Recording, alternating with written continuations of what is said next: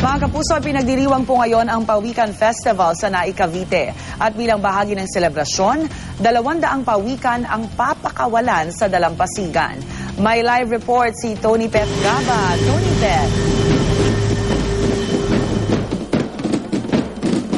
Rhea, narito tayo ngayon sa Naik, Cavite nga at isineselebrate nila ang taunang Pawikan Festival. Ngunit hindi tayo narito lamang para makipista sa kanilang area. Narito tayo para sa isang mas espesyal na event at yan ang gagawin natin ang pagpapakawalan ng mahigit 200 mga pawikan hatchlings sa karagatan. Kasama natin ngayon ang ilan sa mga kawani ng local government ng Naik, pati ang mga volunteers mula sa DENR at ang mga guro at estudyante ng mga piling paaralan dito sa lugar. Hindi na muna tayo magpapatupik-tupik na dahil kailangan natin gawin ang pagpapakawalan ngayong madaling araw. Okay guys, ready? 1, 2, 3, go!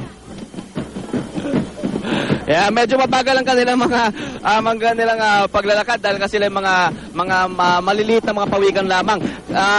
Kanina nagmamadali talaga tayo na mapakawalan sila dahil nga ang sabi nga ng mga taga-DNR, importante raw na ang ating mga pawikan ay mapakawalan pagka madilim pa at medyo malamig ang panahon.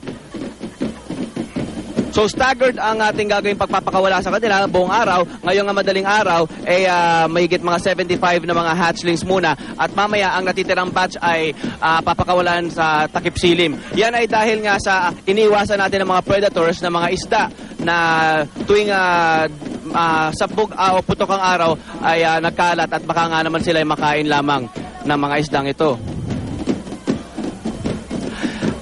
Sa natural na paraan, kung maayos ang lugar, hindi polluted at maganda ang temperature, 80 to 100% ang hatching rate ng ating mga pawikan. Sa hatchery naman dito sa Naik, kailangan daw siguruhin maayos ang paglipat ng mga itlog dito at mainit dapat ang temperatura upang maayos at mabilis silang umahon sa buhangin at maging mataas rin ang hatching rate.